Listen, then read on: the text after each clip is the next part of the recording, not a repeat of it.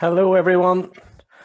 Welcome to our series of talks on Mourne memories of places from the past. Tonight's our first session. We're going to be listening to Norma Fisher-Hanna talking about Hannah's Close in Kilkeel, and she's supported by David Hanna there. I'm hosting the meetings on Zoom. My name's Aidan Farnan. Just a wee bit of housekeeping before we go. We've got everybody on mute at the minute. I would ask you to continue to stay on mute. If just in case there's a bit of background music, background noise, it may kind of disrupt the speaker. There's a chat window if anybody wants to ask any questions, but we'll also have a question and answer at the end of the session. So hopefully everybody can see my screen at the minute. If not, put something in the chat. Otherwise, I'm going to pass over to Norma and David to start the talk. Hello everyone. Just like to start off by thanking Tollymore United Football Club for giving us the opportunity to take part in this tonight. And I'm not going to talk too much. I'm just going to ask my good friend Norma here a few questions about what life was like in Hannah's Close growing up. So Norma, you were born in 1937 at Hannah's Close. Do you want to tell us just about what life was like growing up there? Well, it was a lot different from what it is today. We started off, we had no tap water. You had to carry the water from the well. We had no electricity. There was no such thing as a TV then. It was all what they called then was a wireless, and you had to listen to the news on that. You went to school. The first 2 years I went to Belran School, which was quite convenient, and then after that my friends that lived with us in the Close, they were all going into Kilkeel, so I decided I would go to Kilkeel then too. At the first of it we had to walk, but after that we got some bicycles and we rode the bicycles to Kilkeel. And it was a lot different then. No buses in them days? There was no buses and very, very few cars on the road, yeah. And we had our own fun. You went to the river, there's a river running through, and coming up now to the Easter time, we used to go down to the river and gather the stones out of the river and make a little round. And we gathered the sticks and lit a fire and had tins, and we put the eggs in the tins, and we gathered the blossom of the winds to colour the eggs. And after that, then there was a little bank further up, and we rolled the eggs down the bank. And up until very recently, some of the ancestors of the Yurt family, they came up at Easter time and still boiled the eggs. So what was life like in the cottage then? So they're just a wee stone cottage is what it would have been with stone floors. If you could describe what it was like actually to live inside that cottage. Well, it was very cosy. There was quite a lot of drafts going through it. There was no such thing as central heating or anything then. Being a farmhouse, we had what they called a range, which was very convenient for the cooking. And you had to put down a lot of stuff to stop the drafts. And we had our local doctor then, he was quite an old gentleman and actually a friend of the family. And he used to say, do not stuff the keyhole, let the air circulate through. And he believed it been a lot more healthy.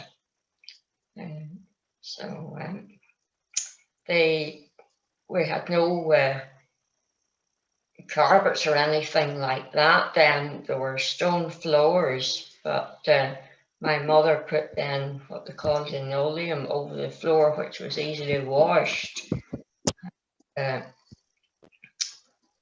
The walls weren't smooth like what they are in the new houses, and when you got wallpaper, you had to make sure that it was all covered over, that there was no such thing as lines where you had to match the lines up because it wasn't very conspicuous.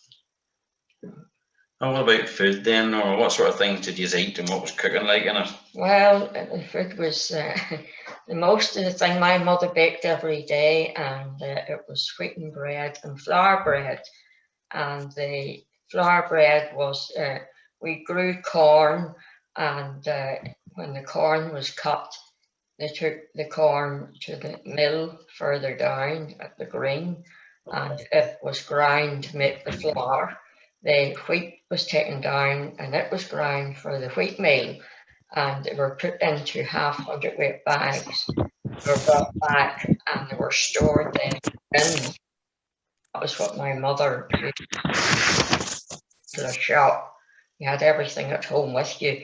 We churned twice a week, and you had your buttermilk there as well, and they made the butter, and there used to be people then come up at Kilkeel to buy the butter, and I used to have to take some of it in the bicycle to Kilkeel as well. You were pretty self-sufficient then. Well, we were self-sufficient, yeah. And what about meat? Did you have any meat or anything like that? Did you? Well, they would put down maybe half a pig or a pig, and well, no, actually, we were the butcher in Kilkeel, but my father, he would have shot rabbits and birds and things like that, and we ate quite a lot of the wildlife. But you never were hungry. Yeah, well. So do you remember other people living in the close at the same time as you then, Norma, in the cottages? Yes, there were two other families, 9 actually in each family, was Robert Yurt's family and Tommy Nicholson's family. And they lived, both houses actually had very little room in them, but there were 9 in each house, and they had to carry the water like ourselves. The well supplied the 3 houses, and all the water had to be carried.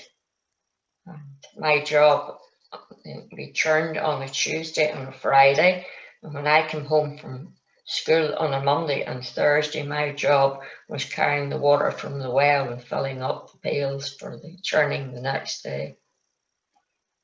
So you were kept busy? Kept busy, yeah. So you were an only child then, Norma? That's right, yeah. So I'm sure you were glad of all those neighbours beside you. Well, I never was lonely, because there was always plenty of people around. Mm-hmm. So looking at it today, it has obviously been restored in the 1990s. How close does that come to what it was like from your memories of growing up and living in the close? Well, we tried to keep the inside as like to what it was without changing it very much. Of course, now with all the modern conveniences, there's no such thing as having to boil the kettle before you make the cup of tea. You just put down a switch, and there's the electric central heating in it, and we have well, everything that you want nearly nowadays in a new house we have in the cottages.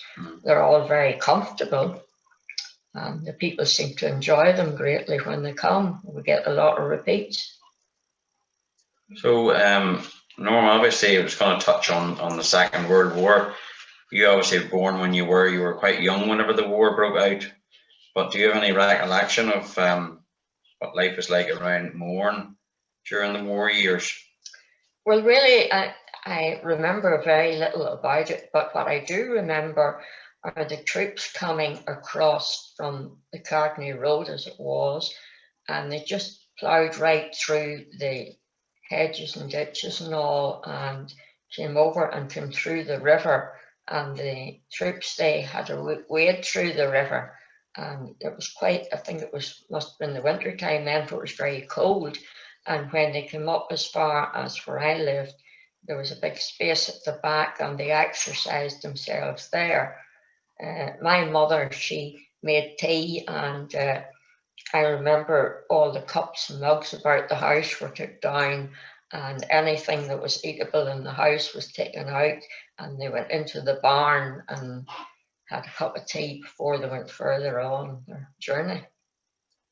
So all your mum's good bread was all eaten that day? Yeah, she had to start and bake again that evening. Very good. So going back then, your parents obviously would have talked quite a lot about life even earlier than whenever you were there. Was there things like Kayleys and all would have went on at the close and back in the day? Yes, seemingly I remember listening more or less to my uncle who lived with us, Uncle Willie, and he would have told you about this having the Kayleys, and he played. Today I don't know whether it wouldn't be an accordion, but they called it a squeeze box, and he was very musical, and he played the music, and they would have had the people gathering in. And seemingly in the summertime, there were visitors came over from Scotland, and that was supposed to be a very jolly time then. In the evening time, then usually the farmers all stopped working about 6 o'clock because they had to get the horses fed and that for the evening. And after that, after they had their whatever they were eating at that time in the evening, they would go out. My father, he liked to go out for a shot, and he shot rabbits and birds and wild duck, stuff like that. But they had time then to stop, and they gathered round at the neighbours, and they would have their own entertainment there, throwing marbles and things like that. That was your entertainment because there was no TVs obviously in those days. No, nothing like that. So Norma, you still play an active part in what is known now as River Valley Development Association, who were the restorers of the close back in the 90s. You want to tell us a wee bit about that? Well, home's home, and I never get tired going there. If I don't get there for a while, the longing's there, and I just have to make the journey. Still like to see what's going on and do a wee bit of tidying up now and again. It's very interesting too, walking along the river and standing looking at the trout in the river, and there's quite a lot of wildlife as well. So it's never a lonely place. There's always something to see and do. So you've always, you must have been quite pleased then that the whole thing was restored, because its future wasn't very certain at a point in time. No, it certainly wasn't. But yes, I am delighted, really delighted. Just shortly after they started to restore, actually, I never thought it would have taken place because it was wet weather and every place looked terrible, and I just didn't really want to know at that stage. But it's turned out very well, very well. So what sort of things happen at Hannah's Close as it is today, Norma? Well, as it is today, like we're usually quite busy. We're coming from all over the world. We get them coming from America. In fact, like their ancestors were reared in the little house, the little thatched house, what they call Tilly's. They were reared there, and we still get their offspring coming back here to look up, of course, their ancestors and where they were born. And it's nice to meet people and find out where they're from and how they're enjoying themselves. We have barbecues and picnic tables and all there. There are picnic tables down around the river where they can go down there and have a picnic, or just all the people come just to have a look at the place, and they quite often bring a picnic with them and go to the river as well. Very good. So the charity that runs Hannah's Close now, though, they rent out the cottages to create revenue to, I understand, just to keep the cottages maintained. Well, it just goes back into it again. With thatch and things like that would be quite expensive. Well, it's very expensive to do that. We have one little house, we got thatched. We're waiting to get another one done now. That you can see there now is a picture of the river that runs along the side of Hannah's Close. The charity, they also maintain that as well. There's two bridges and lovely walks around there. Is that how you remember it, Norma, as a wee girl? Well, it's a lot more tidied up now and much wider path and all. It was just a little track at the time when I remember there. but they have the river, they have the branches and a lot of that cleared away because it's quite popular for fishing. They had to clear the Kilkeel Angling Club. They cleared quite a lot of it away, and it really made it look a lot tidier looking. It looks really well. Yeah. How do you see the future of HannasClose then going forward in all that the charity does? Well, I'm hoping that it'll continue in the way it's going, and that we're going to get enough income to keep the place maintained and keep it as it is. Being historical, we have to keep the outside of the buildings as they were. We're not allowed to alter the size of the windows or anything, but as they were able to alter the inside to facilitate the modern conveniences. And using obviously all the traditional crafts such as thatching and whitewashing and afterwards. Yeah, well, we done that. I can remember helping my father to whitewash. Every year it was done. And there's just the one house that was yellow washed. That's George's house, the house I was born in. So there's some exciting plans now for the future as well. That we've received planning permission now to rebuild another 3 dwellings that were part of the close, that were found on an old 1840s map. What's your thoughts on that? Well, actually, I remember some of the shells of the older houses, and they were used as out offices for the Nicholson family. And well, in time, of course, they tumbled down, but I do recall them as they were houses. They weren't very big, but then at that time, I suppose they didn't need them to be very big. That's your house there then, Norma, on the screen now. Yeah. So what was the lowest window to the right side? What was that room? That was actually, they call that at that stage the parlour. Nowadays, it's the sitting room or maybe lounge or something, I don't know. But that was the parlour. And your bedroom, we can't really see it, but yours was upstairs. Yeah, it was over the top of that house. There was the loft there, and the window was in the gable of the house, and that looked over onto the Cardney Road. You had the best view in the house. I had, really, yeah. So whenever the building all starts of these new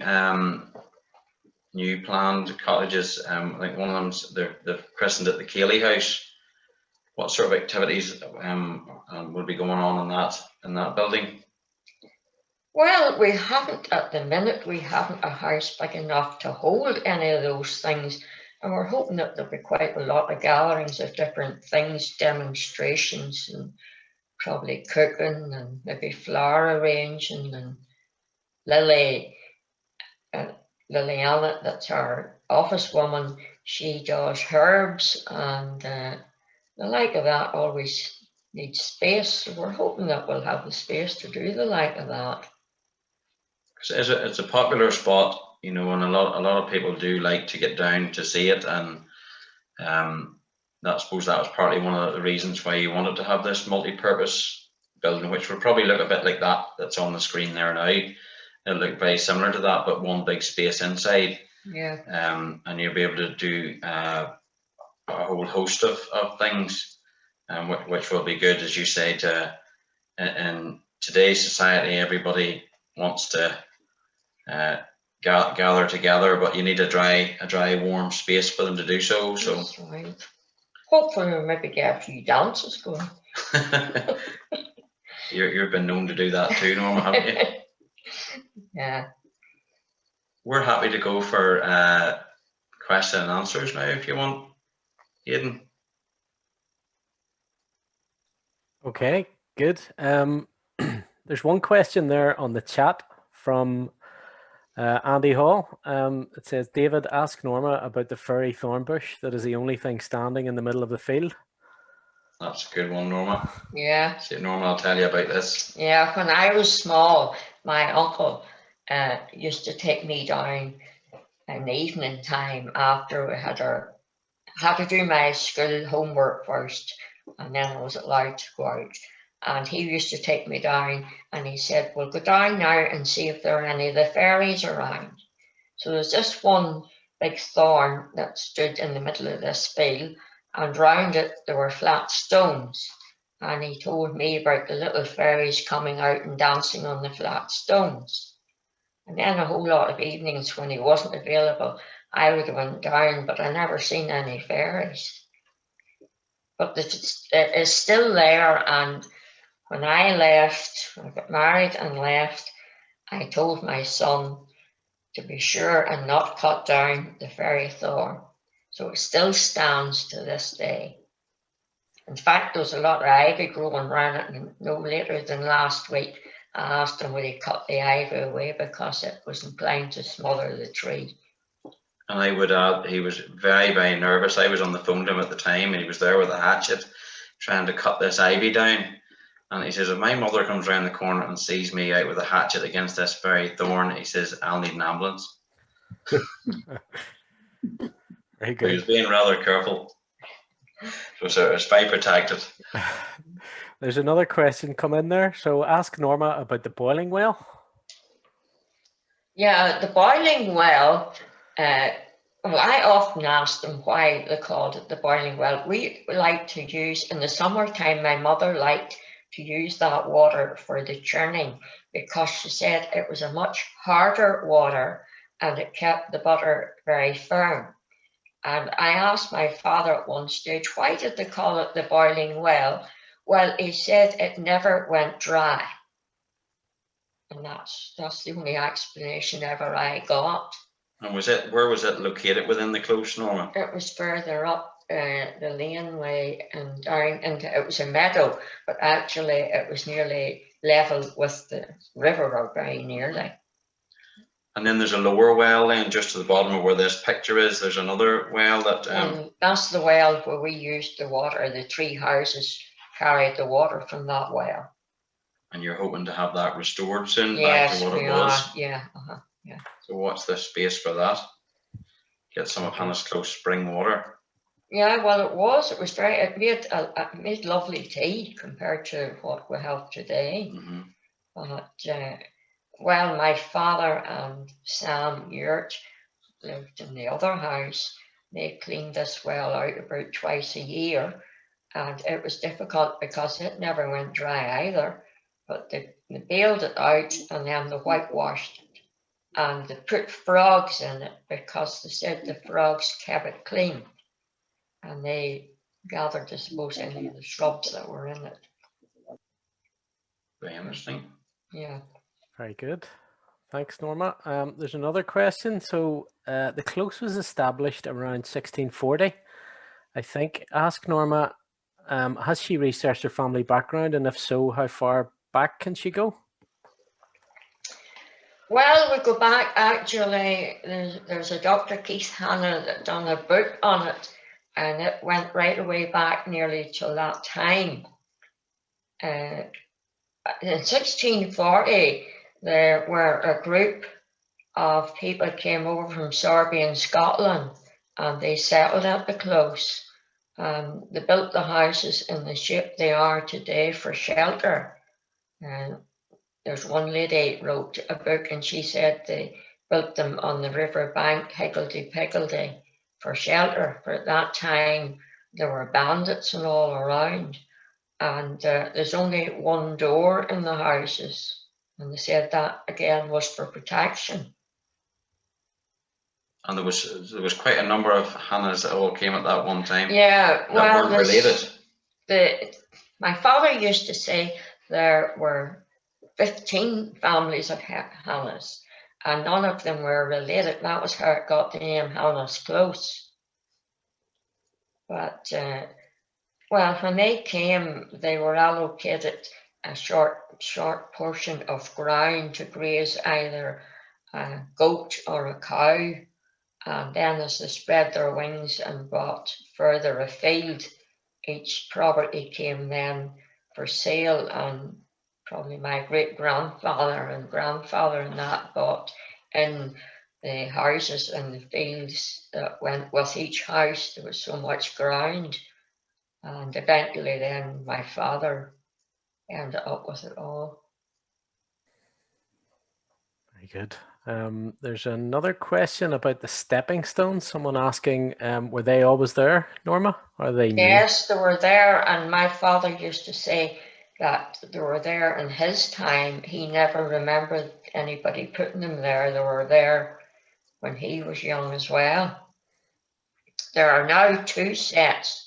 There was only the 1 set then, but then my son, he made another set of steps, which was very convenient because they used to draw the corn and wheat and stuff across the river home so as to take it to the mill, and there was only a track then, and there was no passageway across there, and only wade the river. So then he put in stepping stones, which a lot of the children now that come to the cottages, they get great fun running across these stepping stones. Sounds like fun. So another question from Andy Hall. As the Close had its own water supply, did they ever make alcohol there? I heard of there being honey mead or something being made there. Yes, I think there was a time, yeah, where there was. Doesn't do it any longer. But I used to make wine. There you are. But, I sense a little business starting up here again. There's another question about how do we come to have a Seamus brandy seat at the river? Seamus Heaney. Oh, Seamus Heaney, sorry, yeah.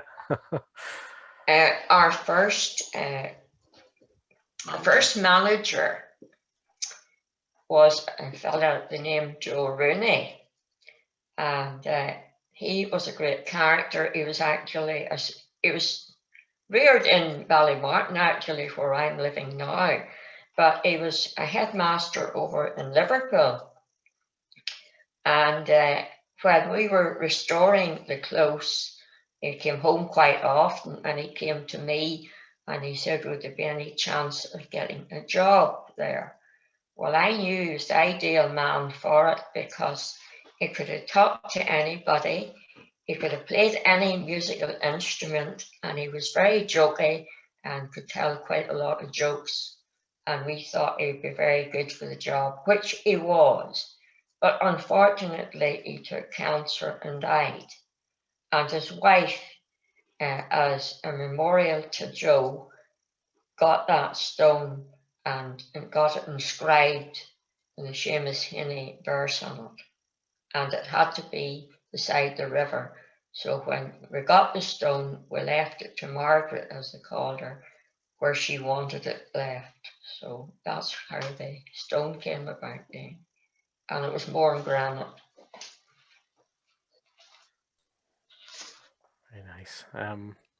There's another question here, Norma. What was Christmas like in the Close? Oh, Christmas, do you mean now, way back in my time? I guess maybe. Well, why don't you answer both? Well, yes. Christmas then, once again, it was a lot different to what it is now, because at Christmas time, we hung up our stockings, and in the morning, you rushed down to see what you got, and it was an orange and an apple and maybe some other, maybe a little sweet, but at that time, there were not many sweets or anything available, and we were delighted, but not so today. But I do remember now, there was one chap, and he came every year. He worked on the oil rigs, and he came and took a house every year when he got off. He usually had quite a lot of time off, and he took a different house every time he came. And he happened to be there one year at Christmas time, and he brought a lot of his relations to the houses, and he asked, could he decorate the place? So he decorated the place. It was really beautiful. He had 2 singing Santa Clauses on each of the pillars. He had a big Christmas tree in the middle of the green and it was all decorated. The houses were all decorated, and they were having their Christmas dinner in Tommy's, which we had as a tea room there. And we purchased some long tables for it, and invited me up for Christmas evening. So I went up Christmas evening, and they were just having their dinner then. Of course, I only went to say Happy Christmas, and they had all the trimmings. Everyone had cooked a part in the house and brought it over, and they all congregated. That the house all decorated and had the Christmas carols in the background, and it really was beautiful. I had visitors of my own, so unfortunately I couldn't stay on, but it was really lovely. Sounds nice. That's all the questions in the chat at the minute. If anybody has any questions they'd like to ask themselves, maybe don't know how to use the chat, you can unmute yourself and ask Norma directly, or raise your hand if there's anything. I can unmute you.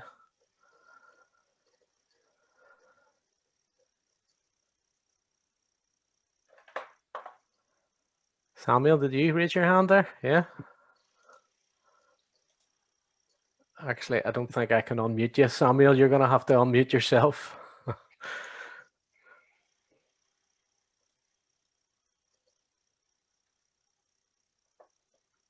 Sorry, we can't hear you at the minute. Oh, there you go. There we go. Yeah. Well, Norma knows me more as Roy. I don't know Samuel and all this modern technology. Yes, Norma, really enjoying all that information. Hi, David. How are you? Hey, Roy. The Easter eggs, that reminds me, because, as you know, I live not far away and spent a lot of time up at the river. And I remember the yellow hens and putting them in. But the hard-boiled eggs you mentioned, but I think we always rolled them, didn't we? We had to paint them and do things with them, and then when they're hard enough, we rolled them. And sometimes they weren't quite hard enough and they sort of smashed, but was not part of the tradition as well, was rolling the eggs, I think, wasn't it? Yes, but you had to make sure that they were boiled hard. Yes. And everyone would went up this bank and started to roll the eggs, and it was to see who could get the egg down to the bottom first. Yes. There's always some wee prize for whoever won the thing. Yes. Unfortunately, I don't know whether that happens now. David, probably you and I remember that. That's not so long ago. I don't know whether young people do that nowadays or families do it, but it was a lovely tradition, certainly at Easter. Yeah, I don't think so now.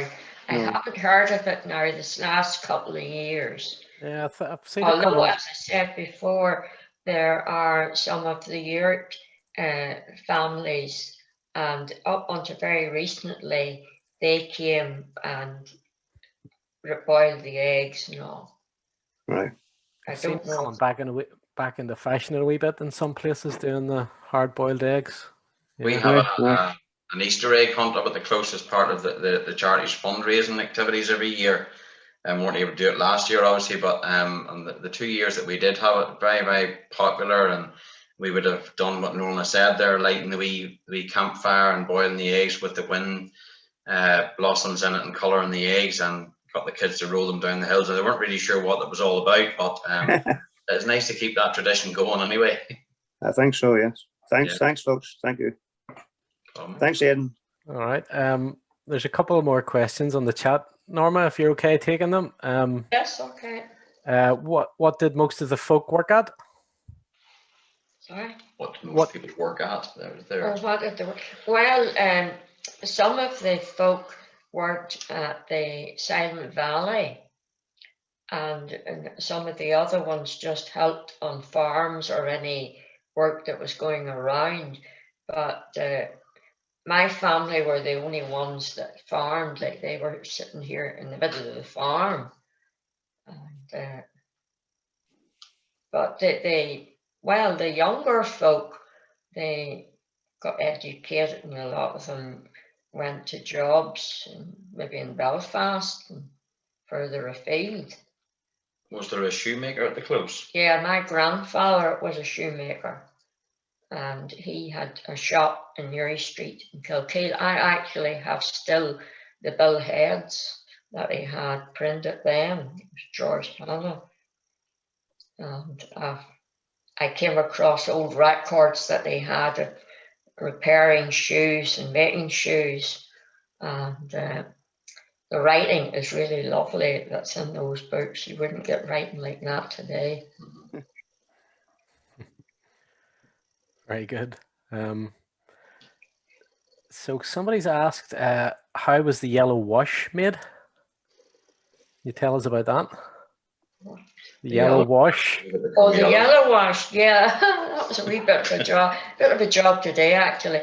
But then it was made with the lime, and you steep the lime for about a week. You had to stir it every day, and that was to get the lime to stick on the wall.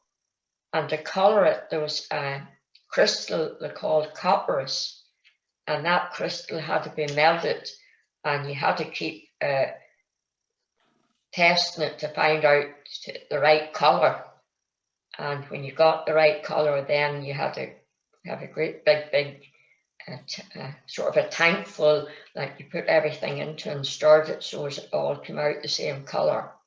And then after that, of later years now, we couldn't get the copperas, and then there was other stuff they called Spanish brown, and they put it in. And today it's a different thing again today. It's yellow ochre cement dye, I think it is. Yeah. We did a whitewash during last summer lockdown, a socially distanced whitewash. So it was a bit of an escapade trying to get the right colour, and everybody rather worried that Norma would come up and say, "That's the wrong colour, go and get that fixed." But I think we got it all right, didn't we? Mm-hmm. Yeah. Very good. There's Karen mentioning that her mum still does the egg rolling with the grandchildren. And she's also saying that her mum's asking how popular was turf. Did you hear that? How popular was turf? Well, I think it was only got for a novelty. They did get at the very beginning, yes, we got turf. We still get peat croquettes, which, well, it's not the real turf, of course, but they would have brought the raw turf just as it was cut. And when you put it in the fire, you just smelled it for miles around nearly. It was a different smell now to what coal or anything was. Was that the main source of fuel and when you were growing up? No, actually, it was still coal. Like I remember coal, and then they got so many bags of coal, and then they got so many bags of slack. Because when the fire went down, a good fire, and it started to go down, my father used to wet the slack and bang it on the back of the fire, and that kept into the morning time. Yeah. Heat all night then. Kept it going. Yeah, I remember slack as well from my early days too. So Leslie Campbell's asking, was farm produce or animals taken to the local fair? And what do you remember about the local fair? Well, yes, the animals, yeah. They used to take the cattle and the sheep, and what I remember of them, they were all up the mountain road. That was where they had the stands up there for the sheep and the cattle. And the fair day was always a very big day. And my father and my uncle, they didn't work any on the fair day. They always went to the fair, along with all the rest of the farmers as well. There were quite a lot of stalls there as well. Very good. And David McGinn's asking, did the range heat some hot water? Yes. For you? Yeah, there was a boiler attached to it, and it heated the water as well. Brilliant. That's all the questions on the chat at the minute. Anybody else like to ask any final questions to Norma? Either in the chat or you can unmute yourself.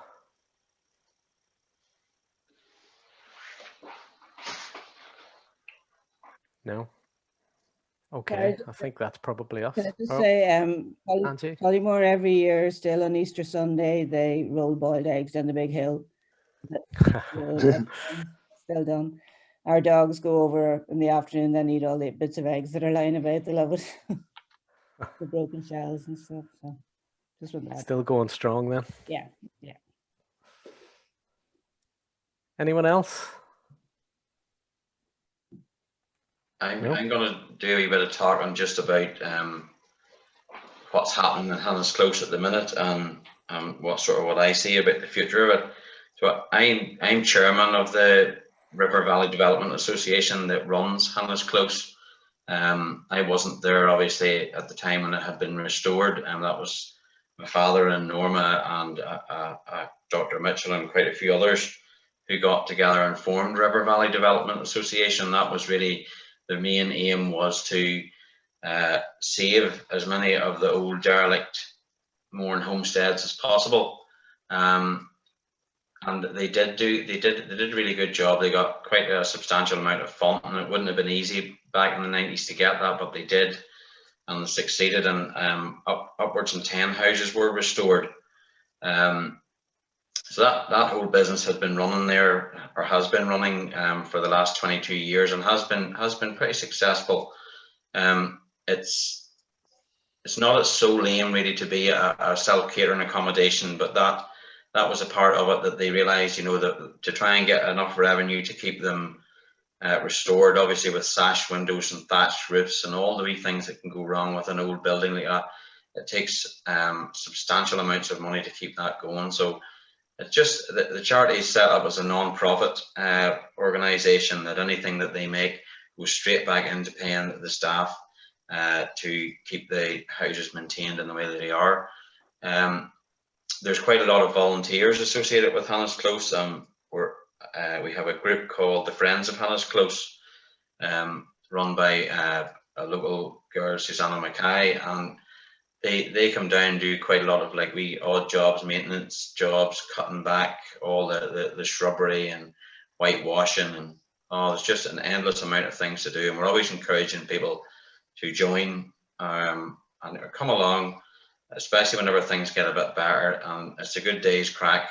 We usually every Saturday once a month we'll do that there, and Norma, she'll bring over buns and supply tea out of that yellow cottage that you see on the screen. But we like then to run in conjunction with that. We run seasonal activities. We do Christmas at the Close. I know Norma touched earlier there about what life was like then. We every year, the first week in December, we clear all the houses out and we redecorate them in the old traditional way. We have a Santa Claus cottage, we have a toy maker's cottage, craft barns, Mrs Claus, tea rooms, all sorts of lovely things. And we illuminate the Close with the big centre Christmas tree. We have donkeys and you name it, it's down there. And in one day, we open it up for these the kids to come in to see Santa Claus, and upwards in about 500 to 600 children will come through in one day. So Santa's rather busy that day, and all the people that are working along with them. But it's lovely to see that there. It's usually done at a quieter time of year, so that's why it suits well. We also do Easter egg hunts. We do a Halloween scarecrow and pumpkins carving, and we are hoping now, maybe whenever things get a bit better, it may not be this year, but maybe next year, that we may try and recreate the old village show or the old village fete down around we have a lovely field down beside the river called the Commons, and we're hoping to, you know, try and bring something back like donkey rides, like coconut showers, all that type of thing down along this river setting. And it's just to give people a chance to get back down into somewhere like that and let's see what life is like in the past, and just try and preserve some of our history. There's a lot of wee things there that we've got in the pipeline. We recently got funding from the Halifax Foundation to get one of the wee gardens at the back of Peggy's cottage restored to what it would have formerly looked like, with a wee tunnel house and raised beds. And we hope now to attract wee local community groups like Mourne Stimulus and Mourne Grange to come and do wee gardening projects in there as part of that. The future, I see is very, very bright for HannasClose. I just think that it's a magical little place down there. I think people need to come up and they need to see it. It's a gem in the heart of Mourne, and it's an absolute credit to the people that before, like Norma and the directors of River Valley, that keep it to what it is to this day. And its future secured because of the planning permission that we have now in place to rebuild these next 3 new buildings, which will hopefully see it remaining a public asset way into the future for many generations to come. So I would encourage as many as possible to come down, spread the word about what we have. As I say, we're not all about making profit. All we want to do is just, if you come and stay with us or you support anything for HannasClose, you're helping just to keep the cottages alive and keep them in the way they are, because so many of them were lost over the generations, and it's just nice to see something still there. That's my rant over. Thank you, David. There's a couple more questions here if you have time for them, Norma. Yeah. So Dr. Devlin's asked 2 questions. He wants to know a wee bit more about your wine, but he also asked, what was the life as a family doctor like then compared to now? Well, yes, it was different then. You went into your doctor and you went into the waiting room and you sat your turn. There was no such thing as ringing up to make an appointment or anything like that. But and it was the family doctor, like the doctor, a local usually that you knew. How did you send for the doctor without phones? Well, you had to go on a bicycle, actually. Everything was at a slower pace. There was no such thing as phones then. It was all bicycle, and you had to be quite energetic because you were on the bicycle quite a lot. What about the wine? Well, the wine, yeah. I tried making quite a different lots of wine. I made blackberry wine at the time of the year for that. I made sloe wine. I made gooseberry wine and rhubarb wine. It's quite a long, drawn out affair, but it's interesting to do it and see how it turns out. I always had to get a taster to taste it before it was bottled. My husband, he was the taster, and I are not driving anywhere today. Andy Hall's asking, did the doctor arrive on a bike or a horse? Actually, I think that as far as I can remember, they still had a car. I don't remember it back past not having a car. Norma's too young to remember that far back, Andy. Very good. I think that.